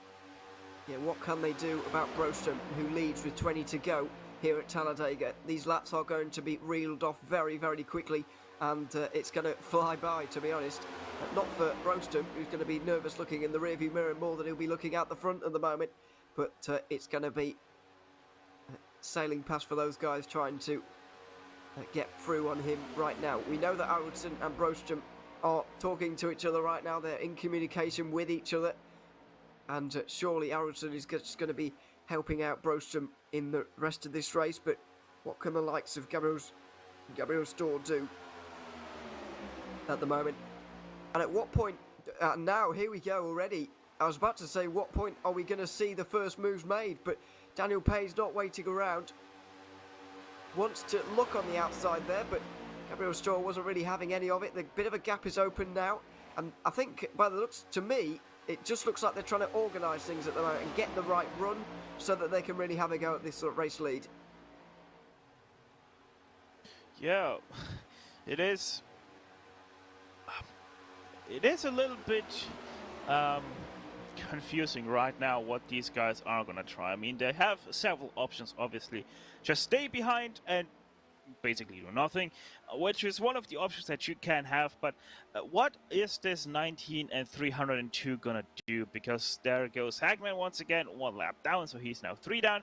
But yeah, the 19 and the 302, they're most definitely gonna work together, Page and Allard. Are they also going to incorporate the 16 into their plans if he goes high? Will they follow him? That is the question. Because obviously, if you have 3 cars up top, the 2 cars down low will be slower and you're going to get past. But if Storr then drops these 2 guys, what will then happen? Because we most definitely know the 19 has a little bit of rear end damage that does slow him down if he's in clean air. That also means that he's not going to be able to push as well as he might want to if he's behind another car. That's what we saw with the 4 when those 2 were together. So in all togetherness, you might actually see that just because of that little bit of damage on the 19, Broström might actually be safe from any attacks in behind. Yeah, absolutely. I think you could be right. I hope that that's not going to be the case, because I don't want to see them at least try and fight this one out. But for the moment, Storr looks pretty settled to the bottom and even below the double yellow line there. You're not allowed to pass below the double yellow line. I think that's pretty widely accepted rule. But certainly looking on the inside, and sometimes they do fade up towards the right-hand side of the road just a little bit. So there is a small opening, but very rarely do you see moves made when the people are already on the bottom anyway. Very rarely do you see people try and sneak down the inside, because it often just ends in disaster. So they often decide not to. But Storr looks like he's getting a little bit more agitated here and might have a look. As you can see, there's cars everywhere at the moment on the back straight. Blicht and also Solo are up there on the high side at the moment. That's Gunnarsson going a lap down for the first time. Fournier is going to be going a lap down for the first time shortly as well. There's the 2 who are going 4 laps down now. Looks like they're still going to be classified 4 points though, which is a good thing as they go over the line again. And yeah, let's see. I think that's, yeah, there is Fournier going a lap down for the first time. So we're going to have 5 cars on the lead lap here very soon. They're all going to be in this camera shot right here. Johansson is not here to interfere with things either. Not that he was before, but not here to interfere with things either. And to me, it just looks like Gabriel Storr's getting a little bit more excitable and might be able to go on the attack slightly on the outside line. Let's wait and see if Daniel Page can really supply him with a good enough push though on the outside line. That's the real key here. Yeah, one thing is for sure, Allison, he won't move up top. He is gonna be supporting his teammate all the way through here. So it's all gonna be the 16, 19 and 302. What are they gonna do? Storr, Page and Allard. It's all in their hands, but do they have the cards necessary in their hands to be dealing out the winning hand of this cards game? Well, we're only gonna see 14 laps to go. Right now they're patiently waiting to jump on that. And also I think I just spotted a little bit of damage also to the rear end of the 16 on the right hand side. Seems to be a little bit dented inwards. So even that Gabriel Stör car really not in tip-top shape. No, unfortunately not, as Allard is unfortunately just briefly out of existence, but he's back into it again as we have 13 to go over the line. Hagman is overtaken once more as there's maybe some repairs going on as well as a final pit stop, but he needs to get out in front of Blick to get those 9th place points. The most hurtful thing for Hagman, I think, is going to be that he can't use this as his drop round. If you remember, we do have a drop round for this championship, and he won't be able to use this one as his drop round. He finished 11th while also leading a lap at the first round in Michigan, and that was 92 points. Here today, 9th place would get him 95, so this would count towards his total, and same for Blix as well, whose worst is 92 at the moment. He would pick up 91 today, so he might be able to use this, but he's only really saving a point, if you see what I mean, because this is only 1 point worse than his lowest result so far either. So this is going to be very damaging for the championship of both of them, while Broström is going to go out to more than a 60-point championship lead. Yeah, he's loving this right now. Obviously, it's never great to see your teammates be involved in such a big crash, but you have to also think about the championship, the prizes that are up for grabs here, and yeah, Broström most definitely smiling a little bit there under his helmet. Well, Daniel Page getting impatient now with Gabriel Stör, who's not really challenging the front two at the moment. Ricard Allard is also trying to help out, but like we saw earlier, you need a huge push here to get anywhere on the outside line, and they haven't got that. They're not organised enough in the back three positions. Finally, Page has got a good run here. Has he got a good enough push from Allard? He needs to stick closer to Gabriel Stör if he wants to get in front, and they've got to be careful not to completely detach themselves from the front two as well while doing this, but it's a decent run on the outside line for Page now. He's in front, he's got his nose in front of Stör, who's not got a lot of help there at all. Has he got clear though? No, not quite, and Stör works his way back through on the inside line. Page on the very outside, whoops down to the inside once again. And all of a sudden those two have got a big gap up front. They've got a few car lengths, but there's going to be a big head of steam coming here for Gabriel Stör. Yeah, maybe Stör might want to move up top and the 19 with him. Let's see. No. No.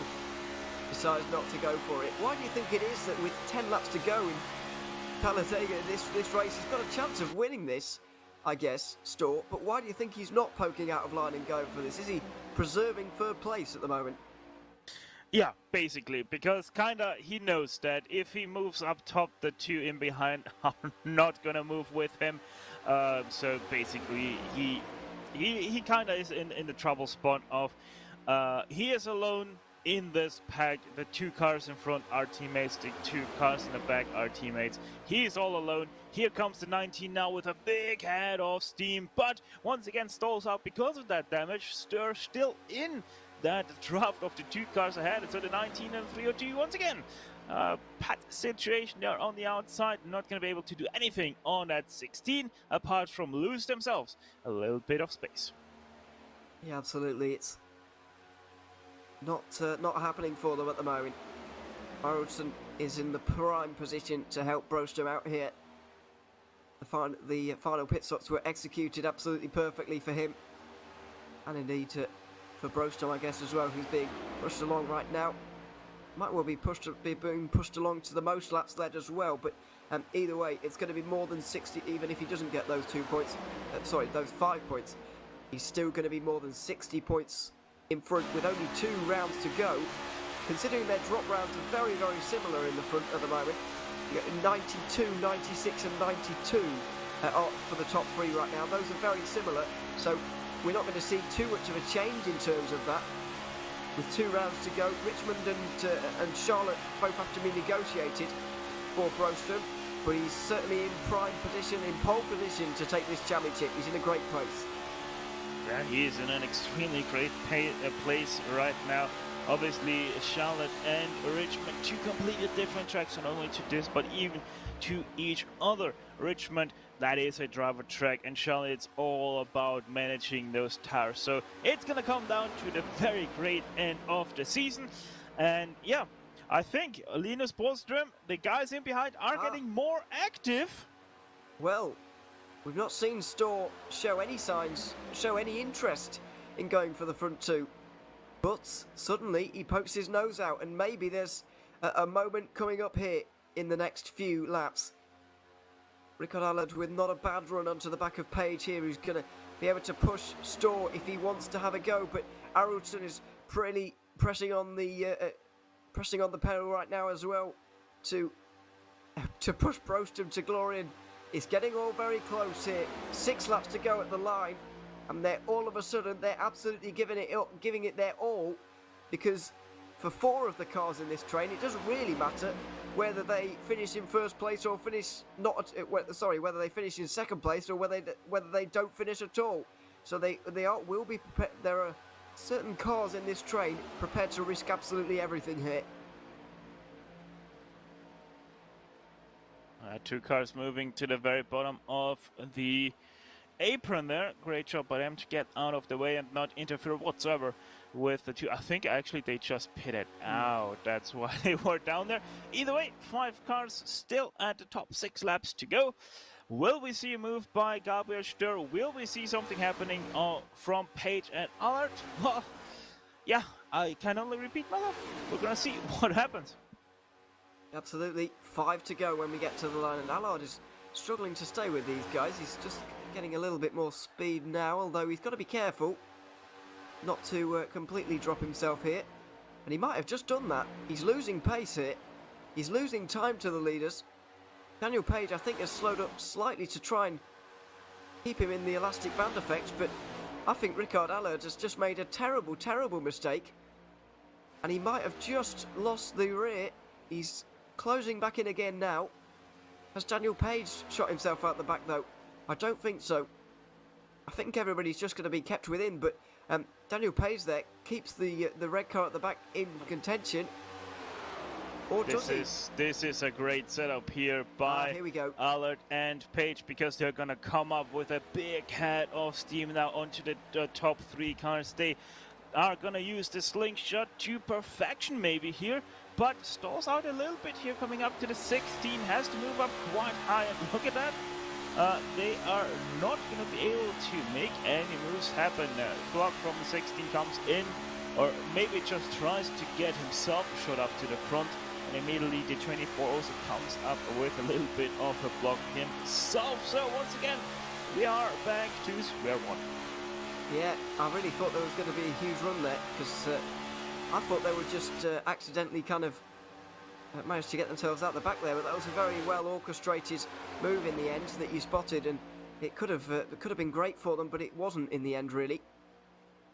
So with 3 to go at the line, there is still the chance for those 3 in behind to do something here, but it's looking ever more unlikely with the laps that tick on by here. Storr on the outside line again. Arulsson, not only is he pushing Brostum here, he's being the perfect teammate really, because he's also doing a little bit of blocking all at the same time as well, which is of course very legal in NASCAR and very often seen here at Talladega and Daytona as super speedways. You see a lot of blocking, and that's what Arulsson is doing right now.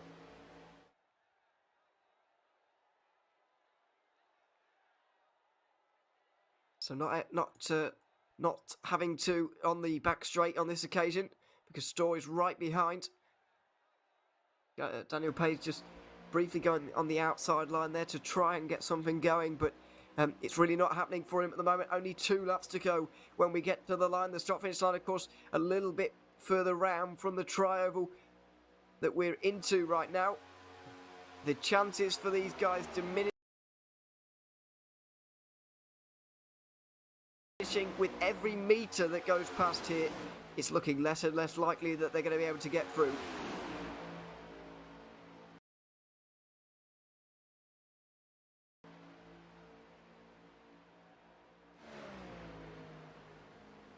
Daniel Page still pushing. Allard behind. If they want to have the win here, they need to cooperate with Gabriel Stör, who actually now moves up to the top side, and this might be the break that they needed. But look at that, 302 just can't get that speed to keep up with the 16 and the 19. Finally alongside for the first time in about 20 laps, and Storr has got a good speed. Oh goodness, Storr might be able to steal this one right to the very end as Daniel Page is pushing him right now. This is unbelievable. On the outside line is working, and as we get the white flag for the final lap here at Talladega, they've got it. They're clear, and Gabriel Storr is in the lead, and Daniel Page wants it all. He's pushed the 16 to the front, and now all of a sudden he wants it all. 20. Oh, no! He goes around Daniel Storr. He goes around Daniel Page. Is taking the lead once again. Broström is on the outside line. This is the difference between 15 points and not. Broström's on the outside line. He's got no help at all. But Page, after pushing Gabriel Storr around, has also lost a bit of momentum. They're side by side running through 3 and 4. It's just between these two. It's a 2-horse race right towards the line. The white flag is out. There's only a few corners to go. The triangle to go. Outside line for Broström.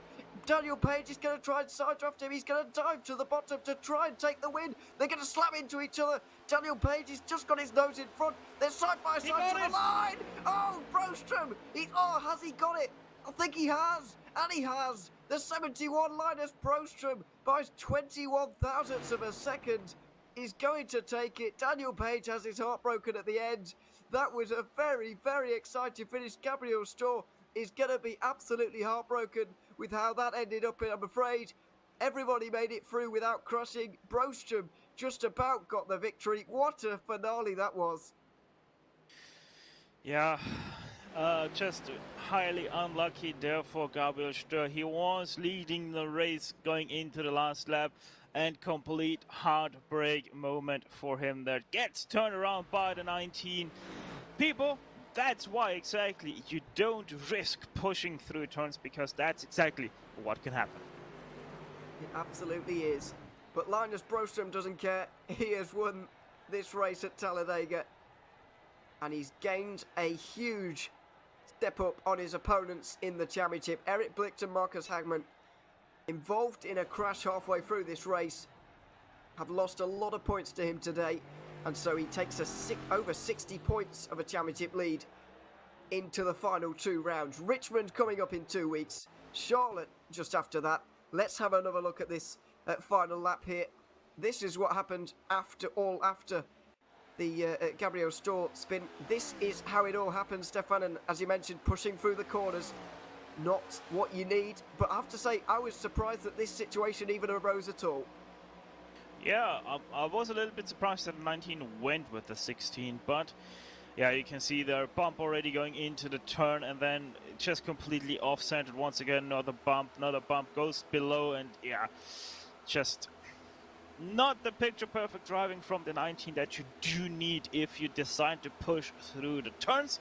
You have to be 100% squared up with the car ahead, otherwise exactly situations like this arise.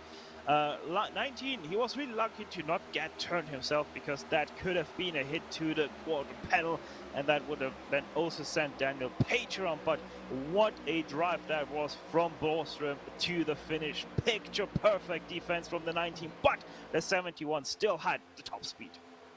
Just with the real final burst of speed to the line, and by half a car length, he's going to take it.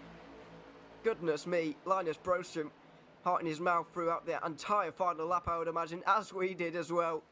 It was a fantastic finish to a race that was single file for the most of the second half, but in the end, a very fast finish from Linus Broström allowed him to take the victory ahead of Daniel Page. Alexander Aronsson third in the end, ahead of Rickard Allard, who slowed down to avoid that late crash. Gabriel Storr, the one who was spun around, very unfortunate to finish in 5th.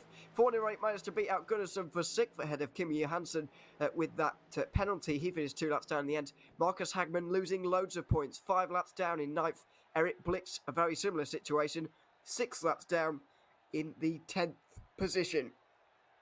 Daniel Solo was with him for much of the rest of the race in 11th, and then the retirees at the end. Eric Lundberg, Robert Erling, Martin Kapow, Tony Uvinen and Thomas Anderson rounding out your order after that race. Well, Stefan, there was a lot of single file throughout that race, especially the second half, but I have to say, I thoroughly enjoyed those final couple of laps.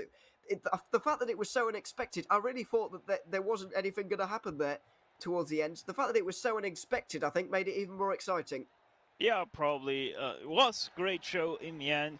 Yeah, as I said, it wasn't expected that they're going to cooperate with Stör, but I think it was kind of a situation that arose, and the 19 just had to take it, especially with Rickard Allard not being able to push him because he always did drop far behind that 19. So in the end, a very great show that these guys once again put up, and I really can't wait for the next round of the season. Absolutely. 2 weeks' time coming up here in Richmond. Well, what a fantastic race we've had here at Talladega. Drama, crashes, and a real fast finale as well. It was absolutely brilliant entertainment. I hope you enjoyed it at home, but the show is not over. We're going to be handing to the guys in the ESEN studio now to take on the post-race show after what was a fantastic race at Talladega. From all of us here at Racebot TV, though, it's goodbye for now and over to the post-race show.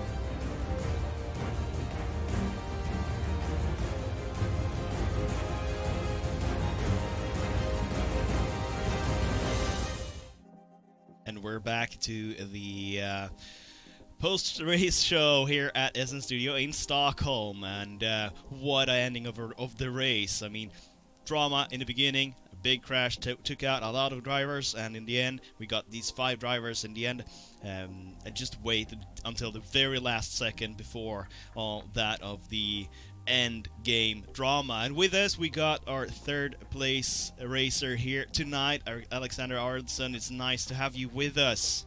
How are you? Thank you. Yeah, I'm good, and I'm quite happy with decent finish there in the end, and really happy that my teammate Linus managed to get the win there at the end. You were running in the top in the beginning of the race after a great qualifying, and talk us through what was the game plan for tonight?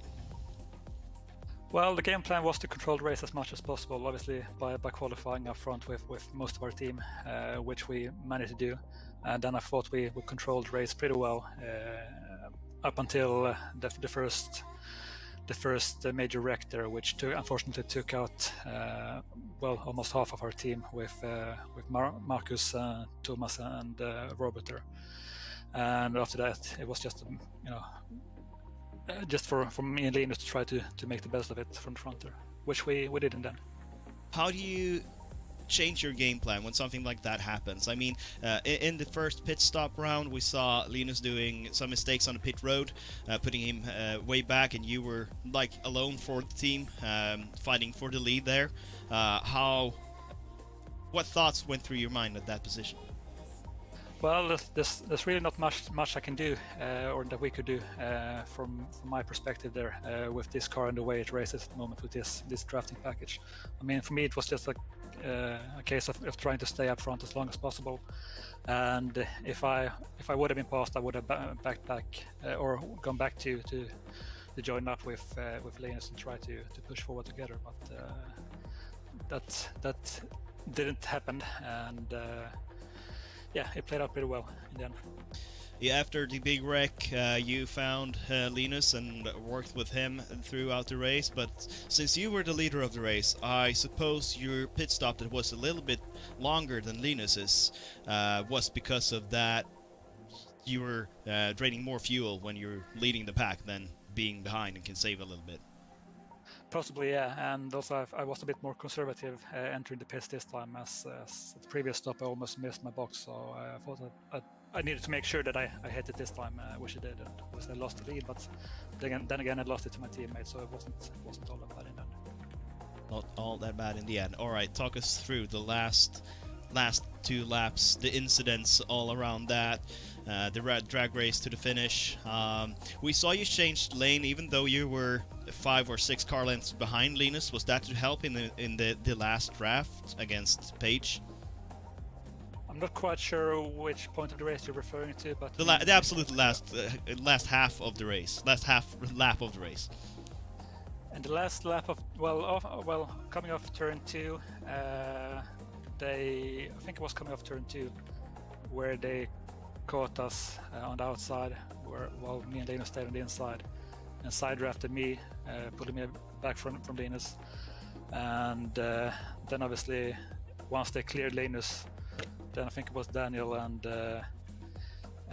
Gabriel Gabriel got turned around, and he got his spun and hit my left rear quarter panel, sending me sideways as well, and I just managed to hang on to it, and then I just tried to follow in Linus' draft to try to give him a push across the line, which obviously I think I may have been able to do there to get him to win. Amazing save doing that sideways run you had there, which obviously saved you and made you, or helped you to finish in this top 3 here tonight. Good job, Alexander. Is there anybody you want to thank before we carry on with the broadcast? Yeah, obviously I want to thank all my teammates, Linus, Thomas, Marcus, Robert, for a good job today, and also my car sponsors, Battle Riff. And obviously I want to say Happy Father's Day to my father as well today. Of course, it's Father's Day today, and congratulations on your 3rd place tonight. Cheers. Alexander Arildsen saves the car after some late race drama here tonight. We will, in a couple of seconds, talk a little bit with Page, our 2nd place. What a drag race they had. Brostrom and Page to the finish line. Everything looked good for Page after that battle he had with Stö for a lot of laps, actually. And I think we will dig into that a little bit, because we saw the last 15 laps, the duel between them two. He was really trying to get past him, and but in the end, when Stö decided to go outside, we'll see if we got Mr. Page with us. Are you with me? Yes. Yeah, I'm here. Congratulations on the 2nd place tonight, or my condolences to the loss of your win tonight. I tried, but yeah, it was Linus just got the side draft right at the end, so you just nabbed it. 21 thousandths of a second. That's the closest finish we had here in the European E-Racing League so far at least. And with this car, finishes like this I think will be quite rare though. But talk us through the fight you have with Gabriel Stö. I think it was you tried to pass him for like 15 laps in the end, try to get some help from Rickard behind you, and Rickard was a little bit over the place, so you didn't really got any like draft help from him. How was so obviously like me and Rickard are sort of in the same team, and he got me in. This is my first race tonight, so but as I said, my mic decided to turn off, so I couldn't communicate with him very well. So I was just with Gabriel. I was just sort of teasing him, really. That was all. I was just seeing what could happen. But these cars are, especially if there's 3 of them in a line and there's only 2 behind, you're never going to get past. But he did move up on the last or second to last lap, I can't remember, and then there was a bit of an accident, which I have apologized. There was no intent there. Well, in the end of the race, you need to do what you need to do, and I mean, in Gabriel's situation, you want all the push you can get to pass through to eventually, hopefully get a win. Also, but nice racing, and that drag race with Broström for half a lap. Talk us through that. How did you think? How did you plan out to not give him the side draft, and what was your strategy there? So, but this is probably only sort of the second race I've sort of done with these new gen cars, the next gen cars. So, I've noticed that the side drafts is very strong. But I probably could have done more towards the end. I tried to pin him up against the wall, but it didn't really work too well. Well, almost got him. So. Close call, and you were in the lead there for a short time and period. Congratulations on your second place position. How do you feel about Richmond? That's the next race on our schedule. I would love to carry on, but at the minute this was only just a one-off because of my work schedule. I'm hoping to obviously maybe next season, if things change slightly, I could do a full season. But yeah, no, it was I thoroughly enjoyed it, so hoping to come back. Is there anyone you want to thank before we carry on with the broadcast? Just Ricard, really, just to for getting me involved in this race. So yeah, thank you, Ricard. Thank you too, and congratulations on your second place tonight. Thank you.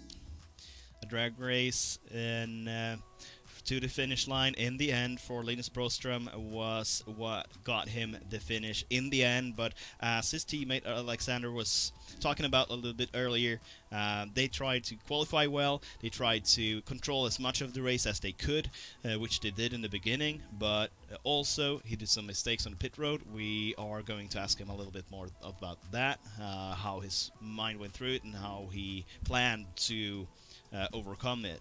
A big wreck in the beginning, about lap 25, probably saved a lot of hard work for him. Here he is, Linus Broström, our winner at Talladega. Hi Linus, how are you?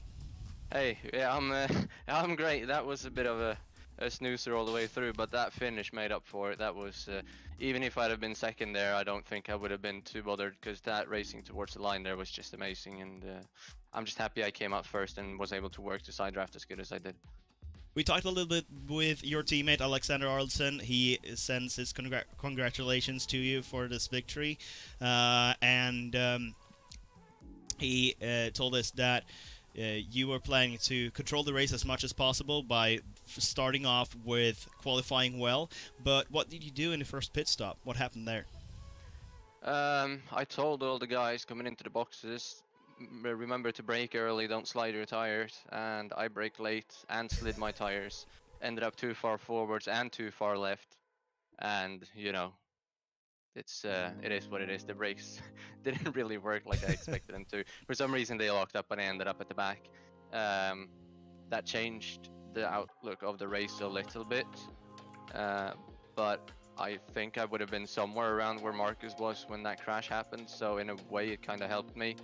It put some people in other positions, so obviously it created that whole situation, but I think in the end, looking at the end result, I think that was pretty much the best thing I could have done, because I would have had to take a longer pit stop than the others anyway, because I'd have used more fuel being in the lead, so I would not have come out in the lead anyway.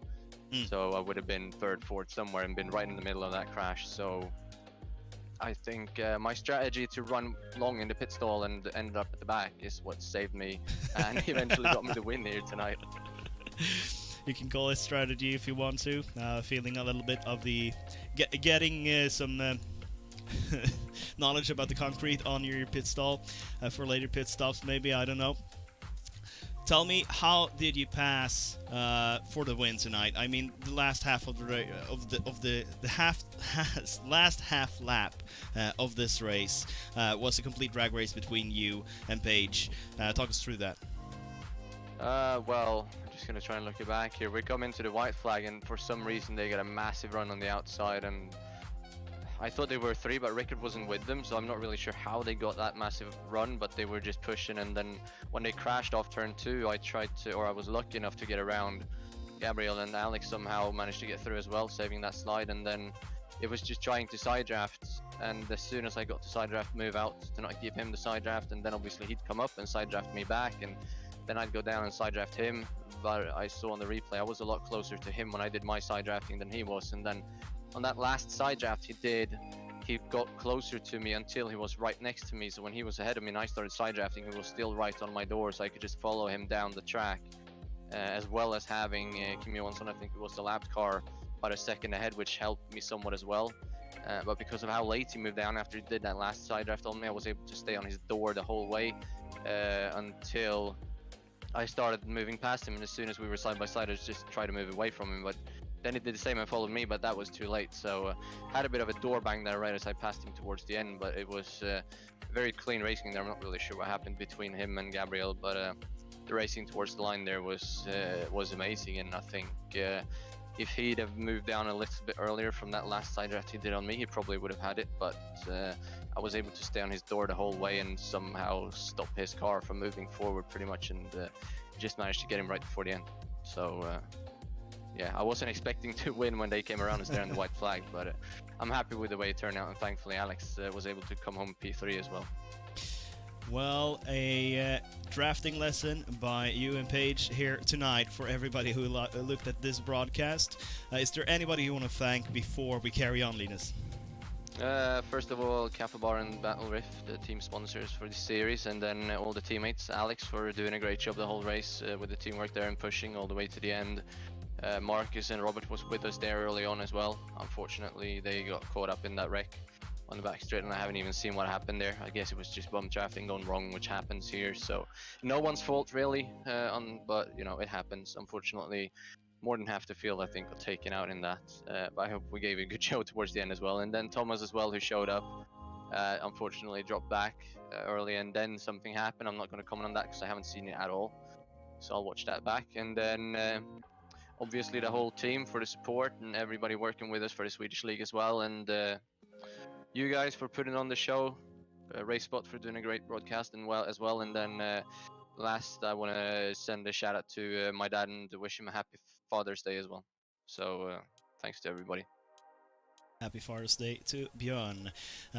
Thank you, Linus. Congratulations to the win here at Talladega and taking over the championship lead here in the European Eracing League. Thank you. Obviously, a Linus Broström day today, and amazing race in many ways, I'd say. I mean, at Talladega, every super speedway, there's always a big one. We had ours in lap 25-26 somewhere, which literally removed every car except the top 5. So the mid of the race was pretty much the guys in the top 5 trying to decide who's gonna lead and wait until the very last second, and then we got all the drama that we've been waiting for, and that is super speedway racing. You have to position yourself in the best position to win, or try to do anything to win. We saw Gabriel moving out in the last lap to pass the leaders of Broström and Haraldson, but the incident with Paige totally flipped everything over for him. I think he came out as 5th anyways, because they've lapped the whole field. So it was like high risk, or like low risk but high reward situation for him, as well as for Paige. And at the end there, leading in the last lap at the Superspeedway might not be where you want to be. But this time, Brostrom lost the lead at the last lap, but managed to take it back. So if Gabriel had made his move half a lap later, everything might have ended up completely different. Anyhow, next race will be at Richmond, and we'll be back in this channel in exactly 2 weeks. Richmond is a short track. It's 0.75 miles, so the drivers will use brake and lift off a little bit more. It will be more of a driver's track, and since it's smaller, we will see a lot of more traffic, I'd say. So an interesting race awaits us at Richmond in 2 weeks, but this was everything that we had for you at Talladega. My name is Jonas Force. With me in the studio here at Eracing, we had Niklas Falk as producer. He'd done an amazing job, and we had some help from Mr. Mouse, Christer Schoenbeck too, and a big thanks to our friends at RaceBot for doing the commentary tonight. Thank you, and see you in 2 weeks.